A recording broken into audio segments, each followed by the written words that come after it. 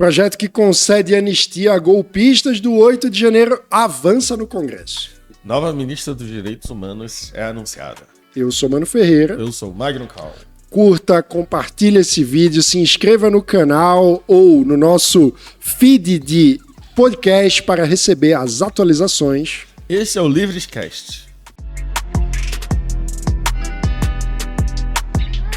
Magno, você gosta de José Guilherme Melchior? Gosto de José Guilherme Melchior. Grande autor, grande intelectual brasileiro, grande cérebro brasileiro. Infelizmente perdemos Melchior muito jovem, né? Você já completou a sua coleção dos livros de Melchior? Eu acho que estou quase lá. Tem alguns, mas faltam alguns. Na semana passada a gente fez uma trendzinha. Já tá no ar? Bruno, já tá no ar. Ainda não está no ar, mas vocês que acompanham o Livros nas redes sociais verão que nós gravamos uma trendzinha lá, escolhendo os livros do Melchior. E alguns dos livros citados, talvez um ou dois ali, eu ainda não tenho.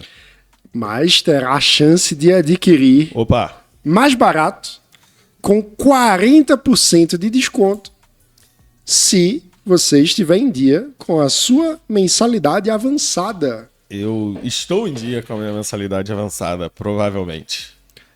Aqueles associados livres do plano avançado vão receber em casa este mês esta box livres que está aqui na minha frente, especial em homenagem a José Guilherme Melchior, e graças à parceria com a editora Realizações, chega com um cupom de 40% de desconto em qualquer livro do José Guilherme Melchior. 40% de desconto é o desconto digno de Prime Day. E como é que faz para ser associado?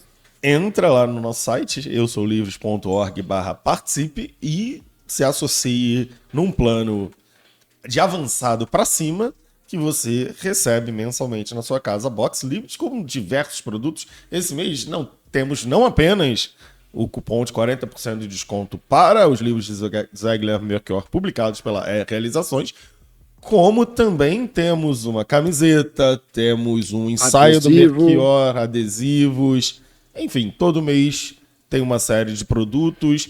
E além de você receber uma série de produtinhos legais pensados especialmente para você que gosta do nosso trabalho, você também ajuda a fazer com que o nosso trabalho continue.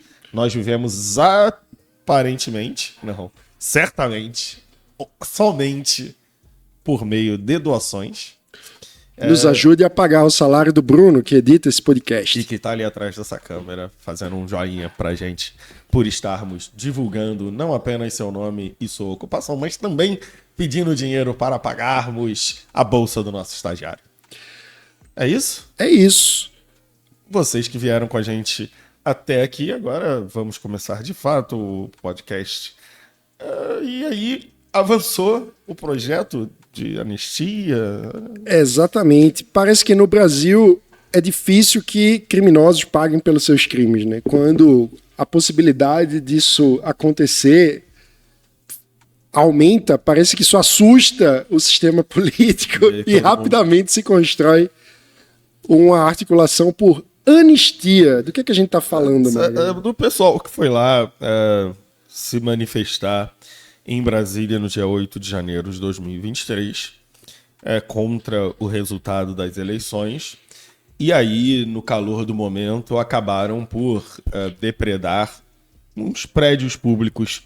E fazer necessidades fisiológicas na cadeira dos ministros. Gravaram vários vídeos incriminando, quebrando patrimônio público, o típico baderneiro.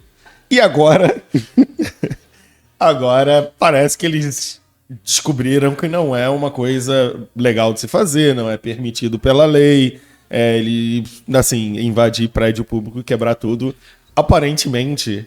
Eu me sinto meio velho nessas horas, porque eu sou do tempo que a direita era contra baderneiro.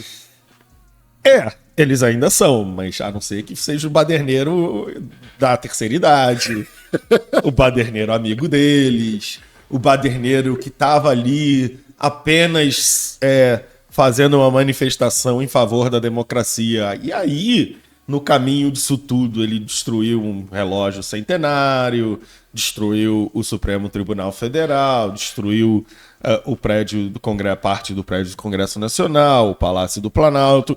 Enfim, ele só gostaria de dizer ao mundo que ele não concordava com o resultado das eleições. Ele podia ter simplesmente feito um tweet. Um Agora não poderia, mas na época dava. Exato, agora ele não pode fazer um tweet, ele pode mandar um post lá no Blue Sky. O que mais essas pessoas poderiam estar fazendo naquele dia? Poderiam ter feito um Reels no Instagram, poderia ter tirado uma foto também nos stories ali, com um bilhetinho dizendo discordo da vitória do Lula, e ter ido dormir no sofá naquele dia, ao invés de ir depredar prédio público. Poderiam ter almoçado com a família. Podia ter almoçado com a família. A direita gosta da família. Exatamente. Política em favor da família. Podia ter ido na missa, mas ao invés disso foram cometer crimes. E aí agora estão muito chateados porque às vezes no Brasil, não é sempre, mas às vezes no Brasil quem comete crime vai pra cadeia. Aí eles não estão satisfeitos com esse negócio de bandido bom é bandido preso, estão pedindo para os seus políticos de estimação para tirá-los da cadeia. Se a esquerda pensasse bem, já tinha legalizado o jogo no Brasil. Não é? Exatamente. Vou botar o pessoal para se ocupar com outras coisas. Vão lá no bingo da igreja. Se dia 8 de janeiro tivesse uma rodada do Campeonato Brasileiro, uma parte daquele pessoal estaria em casa assistindo um joguinho de futebol, mas 8 de janeiro os times estão de férias e o pessoal fica aí fazendo bobagem. Mas falando sério, O deputado Rodrigo Valadares, do União de Sergipe, essa semana apresentou um parecer favorável à anistia, que, inclusive, foi pauta da manifestação do dia 7 de setembro, liderada pelo ex-presidente Jair Bolsonaro. Né? Uma das pautas do protesto realizado no 7 de setembro, que antes era uma data nacional, mas agora virou a data de pedir anistia aos baderneiros do 8 de janeiro. Mas a obstrução governista à sessão foi interrompida pela presidente da CCJ, da Câmara, a deputada Caroline Detoni, do PL de Santa Catarina. O ponto é que, mesmo que o projeto ainda esteja na Câmara, no Senado há uma ala de senadores mais ligados ao bolsonarismo que já tratam o projeto como uma espécie de divisor de águas para o apoio dos senadores a candidaturas na sucessão da presidência do Senado. Ou seja, o bolsonarismo nas ruas e no Congresso está colocando essa pauta, a pauta da anistia aos baderneiros do 8 de janeiro, como um símbolo político, como uma prioridade da pauta política. Eu acho que é uma cara de pau gigantesca você fazer uma manifestação pedindo anistia a criminosos. A gente pode discordar da dosimetria lá do Alexandre de Moraes, a gente pode discordar até da instância onde os doidinhos lá foram julgados. Pode ser, tem muita gente que argumenta que eles deveriam ter sido julgados pela primeira instância, na Justiça Comum, lá, sem ser no Supremo Tribunal Federal, que Alexandre de Moraes exagerou em algumas das penas. São debates válidos. São debates válidos. Na Justiça, a forma como as coisas acontecem também é importante, a gente fala muito disso aqui. Às vezes o tema sobre o qual a gente está falando é a esquerda chateada com a justiça e a gente diz, olha, a forma também é importante, não pode fazer as coisas de qualquer jeito. Às vezes é a direita chateada com a justiça, a gente fala que a forma é importante, não pode fazer as coisas de qualquer jeito. Mas criminosos precisam ser punidos. Assim. Eu não acho que foi culpa da sociedade fazer com que essas pessoas cometessem crimes. Eu não cometi crime, eu estava na minha casa, eu não estava invadindo um prédio público, ninguém me perguntou se eu estava feliz ou triste com o resultado da eleição de 2022, mas também ninguém me deu o direito de sair quebrando tudo aí, porque eu estava puto. Essa não é uma prerrogativa da democracia, né? Você concorda com o resultado da eleição, ou se você discorda, você está autorizado a sair daí quebrando as coisas. Por muito tempo, a gente censurou a esquerda por fazer esse tipo de coisa, né? De ficar chateada com a reforma da Previdência, sei lá. Aí vai lá e quebra o banco. quebra a loja das pessoas, quebra comércio, quebra pontos de ônibus. Por muito tempo a gente defendeu que a esquerda não tinha direito de afogar as mágoas das suas derrotas políticas quebrando coisas por aí. E não será agora que a gente vai mudar de ideia. Então a direita brasileira precisa tomar vergonha na cara e colocar os bandidos na cadeia. Essas pessoas são bandidas. Eles podem não ter sido bandidos até aquele momento, mas naquele momento eles saíram de suas casas voluntariamente com as suas pernas, foram em direção ao crime e cometeram um crime. E a definição de todo bandido, né? Até cometer o crime, Exato. Ele não é bandido. Isso. Quando ele comete, ele vira. Esse cara Olha é que um coisa. cara que, na verdade, ele é motoboy, estava lá, dane-se meu amigo, ele estava lá cometendo um crime. Essa senhorinha tem 5 netos, tem problemas de saúde. Se ela estivesse em casa tomando um chazinho e assistindo Faustão, ela não estaria na cadeia. Eles cometeram um crime e a gente precisa tratar adultos, como em qualquer coisa, né?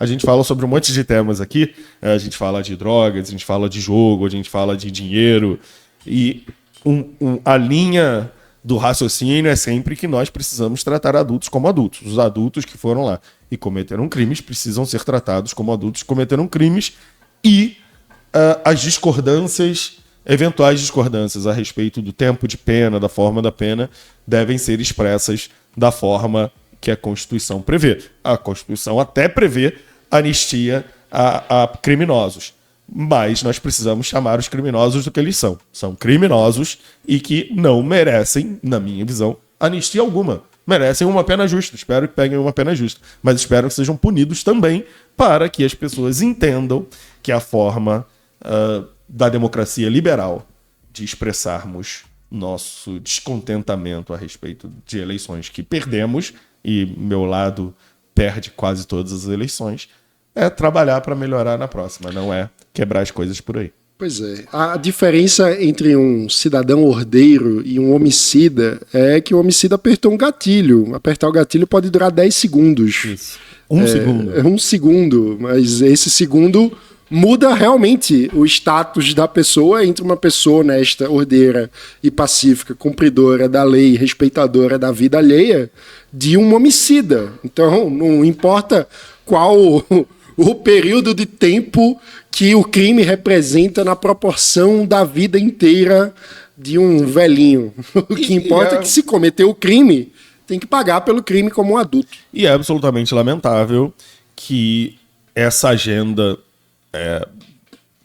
boba de defesa de pessoas que não merecem defesa de nenhum político sério de direita, porque são criminosos que foram voluntariamente até Brasília para cometer um crime, não era um erro, não foi por engano que eles apareceram no plenário do Supremo Tribunal Federal. Eu já fui a Brasília várias vezes e nenhuma vez me encontrei, por força dos acontecimentos, quebrando algumas coisas em prédios públicos. Obviamente, isso é errado. E é incrível, é impressionante que a direita tenha feito isso parte do seu programa de negociação de uma questão importante. Né? Que se você tem um número razoável de senadores, como a direita tem, o seu apoio é relevante ali. Aprofundando um pouco o debate, o que isso significa sobre a democracia brasileira? O que significa um grupo político tão expressivo, vale lembrar que o PL, Partido Liberal, entre aspas, mas, do bolsonarismo, tem a maior bancada no Congresso Nacional, o que significa para a democracia, para o sistema político, que um grupo tão importante da nossa política na representação da sociedade no Congresso eleja como uma de suas prioridades de negociação uma anistia para um bando de baderneiros. Primeiro que é uma diminuição da forma como a direita se vê, né? A direita não se vê se preparando para governar o país, não se vê preparada para governar o país, se vê preparada para defender uma bandeira minoritária na sociedade. O número de pessoas que está com pena dos presos do 8 de janeiro, dos coitadinhos que foram lá e quebraram tudo, é muito pequena. Eles estão preparados a utilizar a defesa de um grupo absolutamente minoritário na sociedade, que claramente cometeu um crime, ao invés de negociar né, já que você está na mesa de negociação, a gente não tem nenhum problema com negociações políticas, certamente há outras pautas importantes para a direita, ou pautas que seriam mais importantes para a visão que os senadores de direita têm para o país, do que a anistia a criminosos. Infelizmente, eles optaram por esse caminho. É como se a esquerda estivesse tentando usar como argumento de negociação a libertação de algum grupo do MST que tenha cometido algum crime em algum lugar. E é essa mesma comparação de você invadir uma propriedade, depredar tudo, quebrar tudo, ser preso e depois você mobilizar um grupo grande de senadores e deputados para que se liberte criminosos. Eu tenho certeza que a direita tem outras pedidas para um futuro presidente do Senado do que a anistia a essas pessoas. Que a direita tem optado por fazer disso seu cavalo de batalha é absolutamente lamentável e é um retrato da pequenez das coisas que estão sendo tratadas ali, né? É um projeto de curralzinho, é um projeto de quem já concorda com eles. A direita não está tentando aumentar o seu apelo político junto ao grupo de eleitores brasileiros. Está tentando servir a um grupinho muito pequeno, muito minoritário, até entre os apoiadores da direita, né? É impressionante. Triste Brasil, né? Falta projeto de país, né? Falta visão sobre o que de fato importa para a política. Exato. Nós estamos num momento em que há muitas coisas com que se preocupar em relação às ações, às propostas, às ideias do governo. Enquanto isso, a oposição está absolutamente perdida numa pauta que, enfim, a gente tem alguns pontos a serem tratados nessa pauta. A gente pode discutir a forma como o Supremo Tribunal Federal tem tratado a questão, pode discutir se era o Supremo Tribunal Federal a instância para avaliar a questão, a gente pode discutir se as penas são adequadas, mas a anistia é uma piada. Essas pessoas não merecem ser anistiadas, essas pessoas merecem ter uma ficha criminal porque elas cometeram crimes, e eu sou favorável à punição dos criminosos. Ontem mesmo, no programa de televisão que eu estava, a gente discutia a Simone von Richthofen, né, que agora está Suzane, né, que agora está fazendo concurso para se tornar funcionária pública. Eu acho que ela tinha que ter pago todos os 39 anos de prisão na prisão, né? Ela foi condenada a 39 anos de prisão. Ela paga um terço. Por ter planejado e executado o assassinato dos dois pais enquanto os dois pais dormiam. Porque ela queria namorar um cara e ficar com um pouco mais de dinheiro para namorar um cara. Eu acho que ela devia ter ficado 40 anos na cadeia. Se a justiça brasileira diz que ela pode sair depois de 20, a gente tem formas de mudar essa legislação. E a forma de mudar essa legislação e de expressar o nosso descontentamento em relação à assassina que não cumpre a sua pena não é bater em pessoas na rua nem quebrar coisas na rua, é pela ação legislativa. O Congresso Nacional precisa determinar, sentindo a população média brasileira, que é muito ruim para o Brasil a gente ter assassinos cumprindo apenas um terço da sua pena na cadeia e depois saindo por aí em liberdade, podendo inclusive prestar concursos públicos. No entanto, se a política ainda não decidiu atuar nesse tema, se é legal para alguém cumprir um terço da pena e estar em liberdade, é óbvio que ela deve ter o direito de fazer um concurso público. A forma de barrá-la de fazer um concurso público é mantê-la na cadeia, porque ela matou a mãe e matou o pai, enquanto eles dormiam por um motivo absolutamente idiota. Já que a legislação permite, a legislação permite. Não, a gente não pode ir fazendo leis e adequando a legislação ao nosso gosto pessoal. Então, o que eu acho da causa que os doidos de 8 de janeiro estavam defendendo lá é absolutamente relevante. Não pode fazer o que eles fizeram, eles cometeram crimes e merecem ser punidos. Sinto muito. No fundo, quando a gente é incapaz de fazer com que a lei valha para todos, a gente acaba sendo incapaz de fazer com que os direitos humanos sejam levados a sério. E parece que alguém muito importante na pasta do Ministério dos Direitos Humanos não parecia levar tão a sério os direitos humanos, né? Os direitos humanos das pessoas do sexo feminino eram um tanto relativizados ali, aparentemente, né? Segundo notícias, segundo a investigação, não é necessariamente uma investigação, né? O recebimento de denúncias pela organização Me Too Brasil. E pelo próprio governo federal. Pelo próprio também. governo federal, cuja investigação já chegou a duas pessoas já confirmaram assédios para a investigação do Ministério Público. Acho que o Ministério Público do Trabalho ontem também começou a ouvir testemunhas. E tem um ponto que...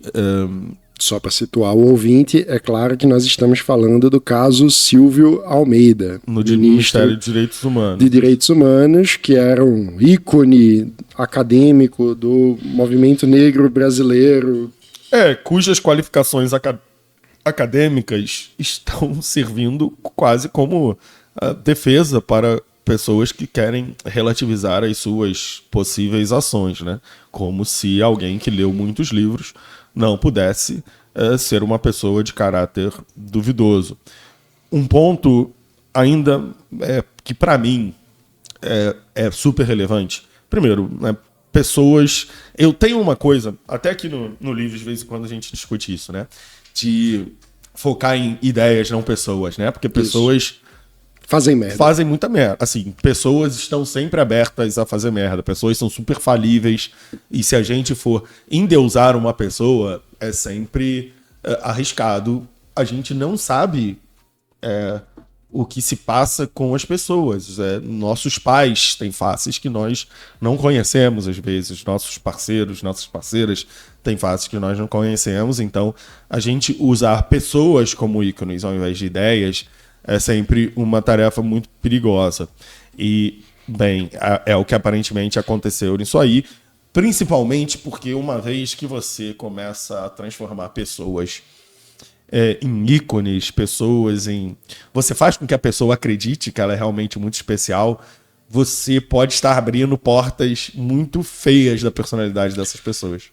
Né? Porque todos nós somos falíveis. Remete a Lord Acton imediatamente. Né? O poder corrompe, o poder absoluto corrompe absolutamente. Quando você endeusa alguém, esta pessoa se torna poderosa e o poder acaba muitas vezes sendo um mecanismo de libertação dos instintos mais primitivos, para citar outro expoente político. E a gente tem isso. E a gente tem formas que, nesse caso, pode até que sejam as duas coisas, mas às vezes é uma coisa, às vezes que você liberta a sua raiva, a sua incapacidade de tolerar opiniões divergentes, de você ser intolerante a questionamentos, por exemplo, alguém no seu trabalho que é subalterno a você, ou que você supervisiona, lhe questiona, você reage com violência.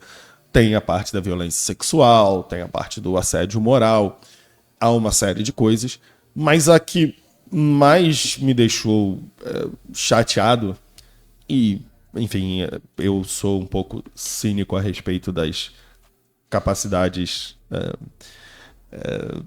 teísticas das pessoas, então acho que todo mundo é falível, foi o uso da comunicação do Ministério, não apenas para defender a pessoa do ministro, que estava sendo acusado de um problema não na sua ação como ministro, mas no seu comportamento como pessoa, e o site do Ministério defendeu o ministro, o que é absolutamente fora de lugar, mas também... Patrimonialismo puro. Patrimonialismo puro, e pior ainda... A comunicação do Ministério foi utilizada para levantar suspeitas, até nesse momento falsas, a respeito dos motivos pelos quais uma organização que, independentemente do que você acredita ou da sua visão a respeito da missão dessa organização, é uma organização que existe com um objetivo muito claro, levantando suspeitas sobre os motivos outros dessa organização para denunciar o ministro Silvio de Almeida, mesmo que a denúncia esteja literalmente no centro de atuação dessa organização. É como se alguém acusasse o Livres de ter motivos outros para defender o liberalismo. Não, nós somos uma organização montada para defender o liberalismo. Só existimos para isso. Só existimos para isso. E o Me Too Brasil existe para atuar em certos tipos de casos de assédio contra mulheres. Como esse que denunciou, aparentemente com mais de uma dúzia de denunciantes que continuam a aparecer, e o Ministério... Algumas delas com o rosto, né? Algumas delas a público. Identificadas, exatamente. A gente sabe como é difícil para vítimas desse tipo de crime terem a força de se colocarem publicamente com seu rosto e seu nome. Elas seguem sendo vitimizadas quando fazem isso, né? Porque acabam sendo apontadas por muitas pessoas como alguém que teria dado abertura para que o assediador agisse daquela forma. Mas a utilização dos meios de comunicação do Ministério, e não de qualquer ministério, mas do Ministério de Direitos Humanos e Cidadania, acusando de interesses escusos uma organização que denuncia, aparentemente de forma correta, o ministro, além de patrimonialismo, é um uso absolutamente errado das forças do governo brasileiro. Antidemocrático. Absolutamente. Absolutamente. É uma vergonha. O governo deveria pedir desculpas, não só a Me Too Brasil, mas a todo o povo brasileiro, pelo uso feito da comunicação do Ministério para defender pessoalmente o ministro acusado e para levantar suspeitas sobre a organização. A conduta de uma organização no debate público é julgada pela sociedade, não é julgada pelo Ministério, principalmente sem um processo, né? Isso é um ponto muito importante, porque na centralidade da ideia de liberdade política, na centralidade da ideia de democracia liberal, reside a importância de termos uma sociedade civil ativa, plural, com múltiplas organizações que têm legitimidade de existir e que têm todo o direito de fazerem trabalho por causas múltiplas, infinitas causas. Exatamente. Quanto mais plural uma sociedade civil, quanto mais vibrante uma sociedade, mais livre nós seremos, de mais liberdade política nós vamos conseguir desfrutar, porque essa pluralidade ajuda a limitar o poder do Estado, inclusive, a limitar os poderes de forma ampla. E quando a gente vê a utilização do aparato do Estado brasileiro para tentar atacar uma organização independente da sociedade civil, nós estamos falando de uma atuação do Estado num vetor de fechamento da sociedade, ou seja, num vetor antidemocrático, que, aliás, não foi a primeira vez que nós vimos isso acontecer durante o governo Lula, porque também foi nesse tom o que nós vimos contra a Anistia Internacional. Exatamente. Quando houve a publicação do relatório que mostrou uma queda do desempenho do Brasil nos rankings internacionais de percepção de corrupção. A Anistia Internacional foi acusada, a Transparência Internacional, foi acusada como se tivesse interesses escusos no lugar de simplesmente estar realizando a missão para a qual ela existe, que é trazer luz para a questão da transparência e debater os mecanismos institucionais de combate e controle contra a corrupção. Mas é exatamente isso que se dizia faltar no governo Bolsonaro pelos mesmos que hoje atuam contra a sociedade civil, né? Se dizia que o governo Bolsonaro iria acabar com a sociedade civil, prender quem escrevia. Hoje a gente vê, inclusive, outras organizações da sociedade civil se mobilizando para enlamear organizações da sociedade civil que se atrevem a questionar o governo. E outro princípio absolutamente importante de uma democracia liberal que é atacado com esse tipo de atitude é da impessoalidade do Estado, né?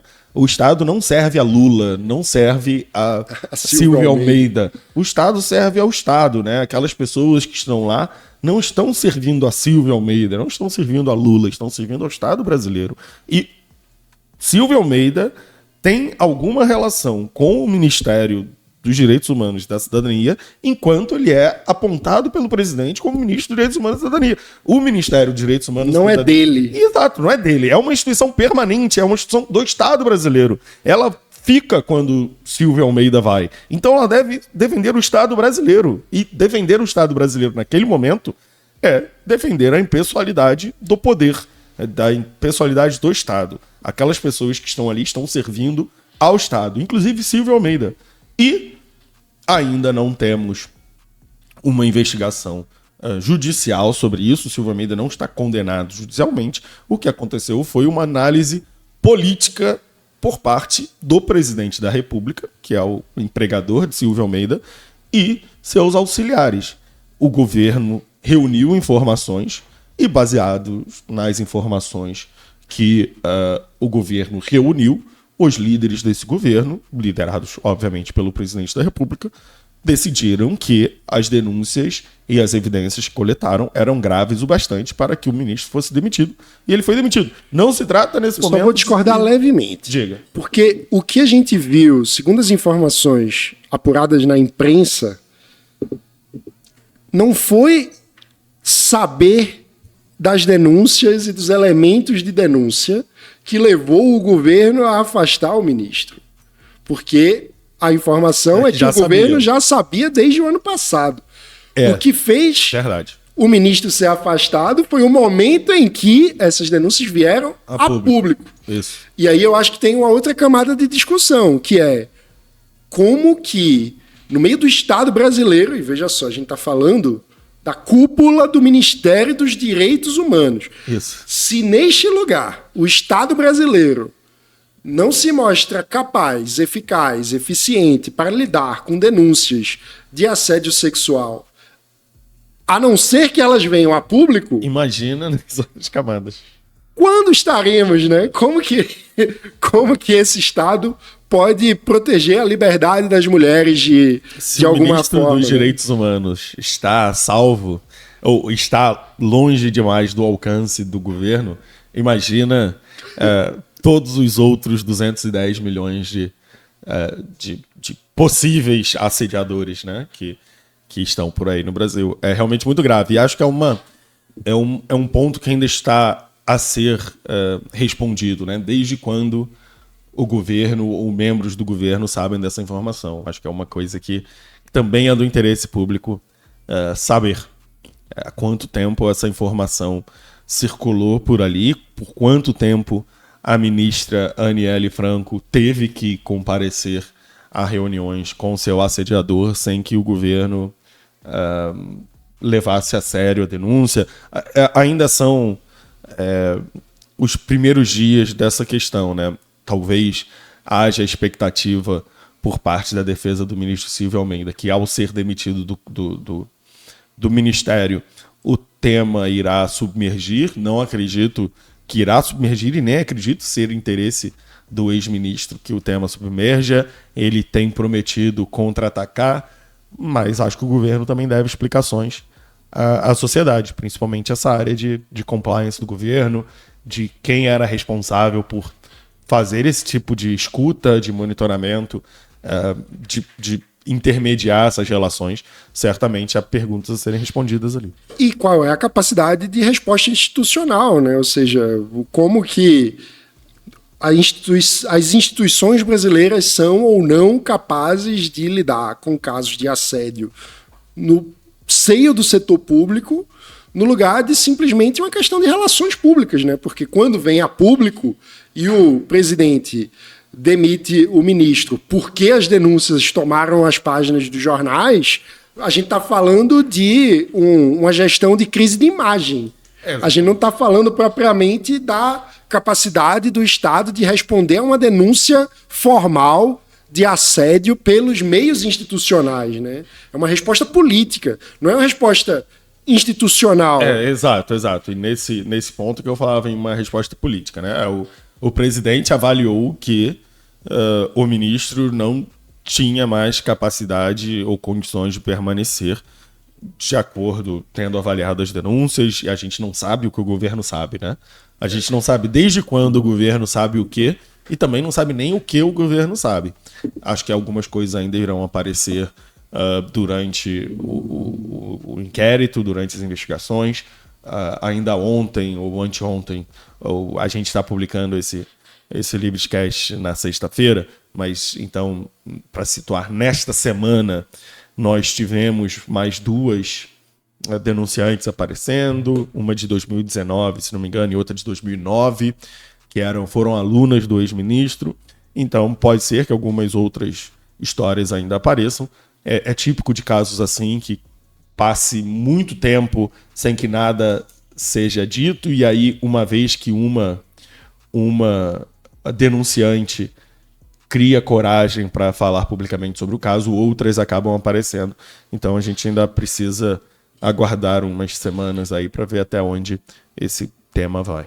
Como diz o ditado, rei morto, rei posto. No lugar do ministro Silvio Almeida, assumiu a então deputada estadual por Minas Gerais, Macaé Evaristo, que é do PT, e agora se torna a nova ministra dos Direitos Humanos e Cidadania do governo federal. Além de deputada estadual pelo PT, a Macaé Evaristo é professora desde os 19 anos, graduada em serviço social, mestre e doutoranda em educação.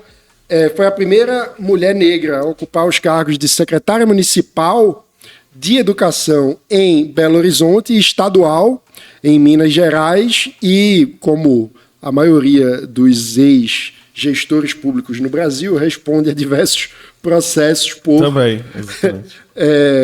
por improbidade administrativa, o que, a princípio, claro, é uma manchete sempre negativa, mas acaba sendo muito mais comum do que, do que muita gente supõe, porque geralmente quando alguém passa por um cargo público... Exato, acaba saindo com pelo menos aí uma dúzia de processos.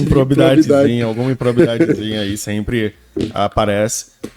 E processo não é condenação, né? Macaé, que é irmã da escritora Conceição Evaristo, do best-seller Um Defeito de Cor. Informação. Prima? Prima. Então é parente da escritora.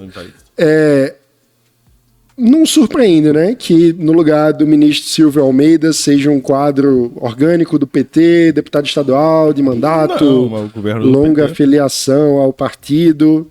Não, e até porque o Ministério dos Direitos Humanos é um lugar de interlocução do governo com parte da sociedade civil, né? Então não me parecia viável ou possível que o Lula fosse encontrar alguma surpresa para colocar ali no lugar do Silvio Almeida. Também não me surpreende que alguém que tenha ocupado cargos públicos tenha alguns processos de improbidade administrativa. De novo, eu estou muito mais preocupado com Primeiro, eu estava preocupado com uma pessoa acusada de mais de uma dúzia de assédios estar no Ministério dos Direitos Humanos. E agora, muito mais com a resposta que o governo é capaz de dar a esses casos, não me parece ser muito eficiente. Muita gente falou do Bolsonaro e o ex-presidente da Caixa Econômica, mas o Bolsonaro demitiu o ex-presidente da Caixa Econômica no dia seguinte à matéria do Metrópolis. Então, não há uma grande diferença, assim. É claro que a torcida de cada um lado gosta de dizer, né? A torcida do Lula estava, não, mas quando o Bolsonaro...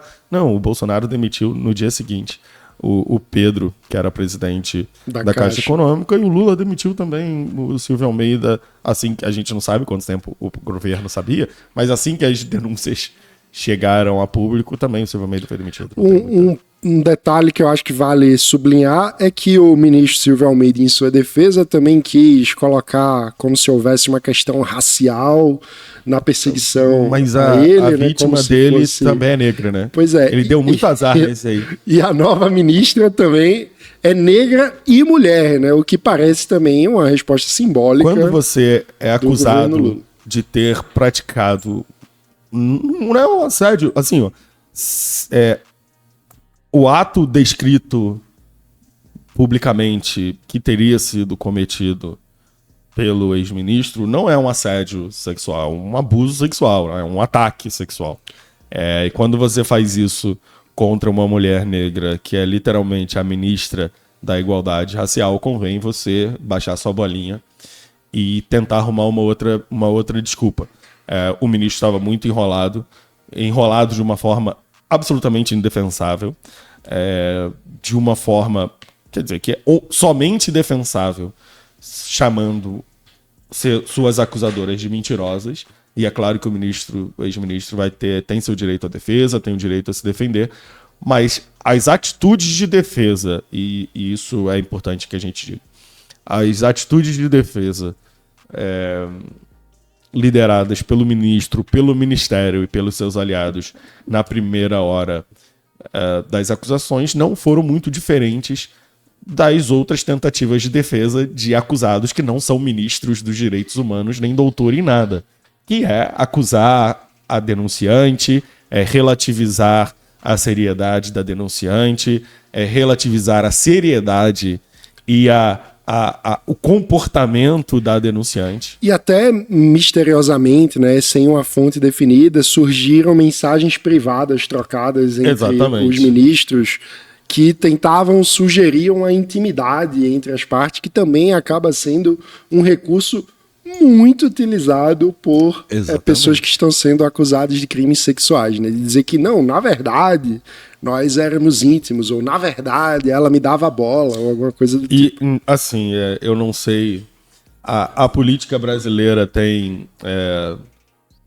fofocas de corredor muito frequentes e muito pesadas. Eu não sei até onde a imprensa brasileira é muito ciosa, ciente dos limites de vida pública e privada.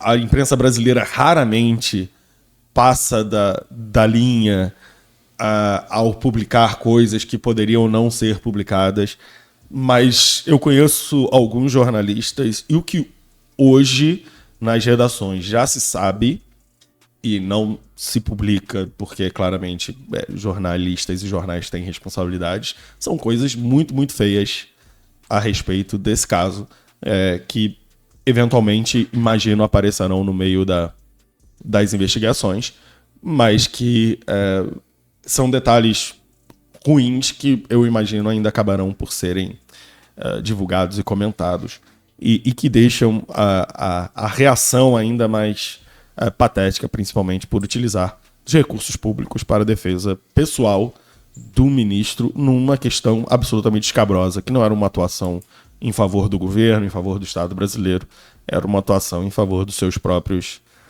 desejos criminosos. Bom, vamos sonhar aí com um dia em que o Ministério dos Direitos Humanos terá como prioridade políticas públicas eficientes para a garantia de direitos humanos. Exatamente. Quem sabe, Magno, as coisas fiquem um pouco mais próximas disso após uma boa notícia que tivemos. É uma boa notícia, né? É raro, nesta semana. Às vezes acontece, né? O Congresso Nacional aprovou o projeto de lei da modernização dos concursos, que foi uma pauta liderada e de autoria do associado Livres e líder Livres, ex-deputado federal Tiago Mitrô. Exatamente. O Tiago apresentou esse PL lá atrás, ainda durante seu mandato. Os projetos de lei, como vocês que nos ouvem e nos assistem sabem, às vezes levam anos para tramitar, às vezes levam anos para passar por todo o processo legislativo, mas finalmente o Senado aprovou esse PL proposto pelo Tiago, né? A nova legislação exige que os gestores públicos demonstrem o impacto financeiro de novas contratações e a capacidade do órgão de custear novos servidores antes de abrir um concurso público, né? Então a ideia é trazer também um pouco de uma visão de sustentabilidade de longo prazo no processo de contratação, né? O desafio agora é que isso realmente seja levado a sério, né? Porque senão pode virar apenas uma coisa pro forma, como acontece em alguns projetos de lei, né, que precisam demonstrar o seu impacto orçamentário, mas várias vezes esse impacto é feito, essa análise de impacto é feita de uma forma só para constar, feito de uma forma só para existir, e esperamos que seja realmente feito de uma forma correta, porque o impacto de novos contratados no setor público, de novos concursados, é gigantesco, né? São pessoas que vão ficar na folha de pagamento do Estado brasileiro por 40, 50, 60 anos, né? Porque depois que se aposentam, viram aposentados. Então... É algo que as pessoas não têm muita dimensão, né? Então, quando um político fala, vamos fazer concurso para enfermeiro. Então, você não está contratando um enfermeiro para esse mês, ou para esse ano, ou para essa década. Você está contratando um custo fixo para o Estado por uns 60, 70 anos. Porque são uns 30 ali de carreira até a aposentadoria e depois mais uns 30 de Deus sabe aposentadoria. quando a gente está cada vez vivendo mais. Muita gente hoje já recebe aposentadoria por mais tempo do que, de fato, contribui com a Previdência. E, obviamente, a gente não contribui com a Previdência nos mesmos valores que a gente recebe de aposentadoria depois, se você é aposentado pelo mesmo tempo que você contribui. E já tem, de fato, muita gente que se aposenta aí com 55 anos, né, 60 anos, com 30 anos de contribuição e passa aí mais 20, 25, 30 anos como aposentado. Então, cada funcionário concursado do Estado é um compromisso que o Estado assume por algumas décadas. Então, a análise do custo é muito importante e a gente espera que ela seja feita de uma forma realmente séria. Então vão aqui também nossos parabéns para o Tiago, que teve essa aprovação, e nossa propaganda. Caso você ainda não tenha assistido, recentemente nós conversamos aqui no canal do Livres com Tiago Mitrô. Ele falou um pouco do atual momento da carreira dele, ele que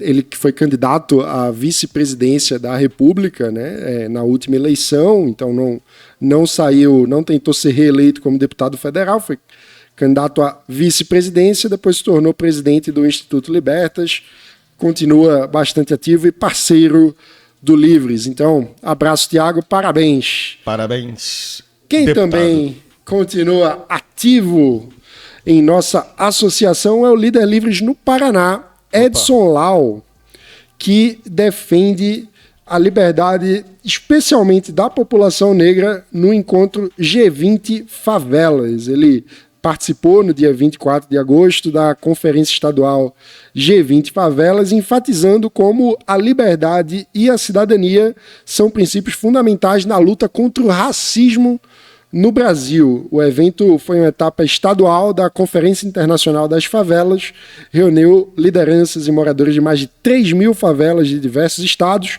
para discutir as demandas das comunidades e, ao fim, essas demandas serão apresentadas na cúpula do G20, que está marcada para novembro, no Rio de Janeiro. Nós estivemos com o Edson recentemente lá em Curitiba. O Edson, que é um cara preparadíssimo.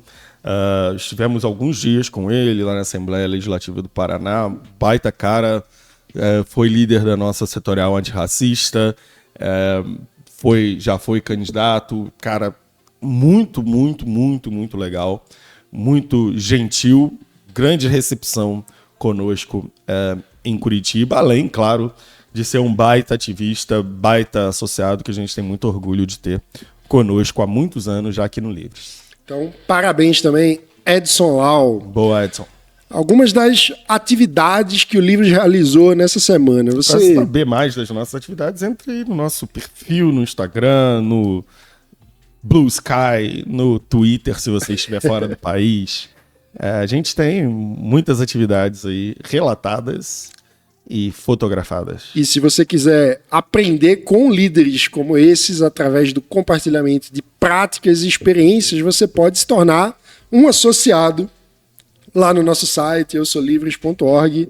Você passa a fazer parte da comunidade liberal mais influente do Brasil, que troca ideias e experiências para construir mais escolhas para quem mais precisa. E para quem não precisa também, a gente quer mais escolhas para eles, assim, pode ser um pouquinho depois, né? Mas é que tem grupos que estão com um pouco mais de pressa, né? E que se a gente tivesse que escolher um, a gente ia lá escolher o mais precisa. Mas a gente não fala de quem mais precisa como exclusivamente de quem mais precisa. Nós precisamos de escolhas para todo mundo. É que E tem Podendo escolher um, a gente escolhe um, né? E isso me traz um aspecto curioso, porque muita gente não entende numa lógica de jogo de soma zero, como se diz, né? Como se para que um ganhasse, outro tivesse que perder. Muita gente não entende a lógica do grande enriquecimento, que é a lógica de que quando você amplia a liberdade de um, fatalmente este ao criar novas ideias, novas atividades, novos produtos, novos serviços, ele também está ampliando a liberdade para todos os outros, porque as opções da minha vida aumentam quando o Magno cria mais opções para a vida dele. Exato. E a gente sabe, você que está nos ouvindo, você que está nos assistindo, também sabe que quem menos precisa no Brasil já é um pouquinho mais livre, né? Vocês sabem, eu sei, né? Vocês sabem que a gente estava falando aqui no Livres de abertura comercial. A gente sabe que quem menos precisa de ajuda no Brasil, quem ganha um pouco mais, compra coisas mais barato, né? Vocês sabem, eu sei. Vocês sabem, eu sei que quem menos precisa no Brasil tem direito a um sistema de justiça premium. Porque você pode contratar advogados, você não fica na cadeia de bobeira, ninguém te prende por ter um baseado no bolso. A gente sabe. Então é isso que a gente se refere sobre dar liberdades e escolhas a quem mais precisa. Não é exclusivamente a quem mais precisa. É todo mundo. Mas que nós entendemos que o Brasil, e vocês entendem também, né? Vocês entendem, eu tenho certeza que vocês entendem, que no Brasil a vida é um pouco pior para quem tem um pouco menos de dinheiro. Então é isso que a gente se refere. Mas, se você deseja um pouco mais de liberdade, nós também desejamos um pouco mais de liberdade para você. Se associe, ajude o Livres a manter essa televisão ligada, esses microfones que poderiam ser melhores, talvez sem fio na próxima temporada do Livrescast. Vem aí. Vem aí, talvez com um cenário mais bonito, mas isso depende de você entrar lá no eusolivres.org/participe. A gente promete seguir trabalhando com muita eficiência para fazer com que o seu dinheiro dure muito e pague muitas coisas, se você prometer se associar. E lembre-se, se for de um plano avançado para cima, você leva essa caixinha. A não ser que você não queira receber a caixinha, tudo bem, a gente manda para outra pessoa. Muito obrigado e até a próxima. Obrigado, até semana que vem.